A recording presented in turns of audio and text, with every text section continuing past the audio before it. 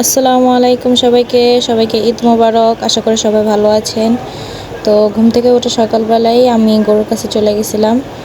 গরুটার গোসল করা রাখছে, কিন্তু জবাই করার সময় আমি আর সামনে যাই নাই, কারণ আমার একটু ভাল লাগতেছিল না, মনটা অনেক খারাপ ছিল। আমি আর আমার মেয়ে গরুর কাছে গেছিলাম, একটু সময় দিয়ে আসলাম গরুর সাথে।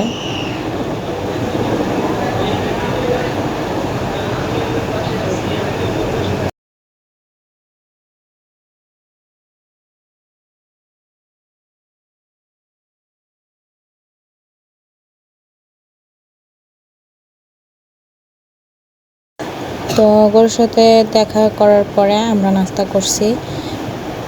সেমাই, 3 ধরনের নুডলস, পাস্তা, এগুলো আর কি খাওয়া দাওয়া করলাম।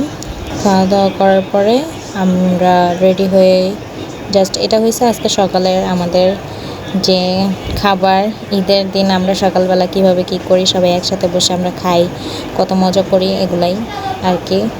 এরপরে আমরা রেডি হয়ে আমরা ছাদে গিয়ে একটু ছবি টবি তুললাম, আমি, আমার মেয়ে, আমার বোন। তো ঈদের দিন সকালবেলা আমাদের এইভাবেই কাটে। তারপর আমরা দুপুরে খাবার খাবো।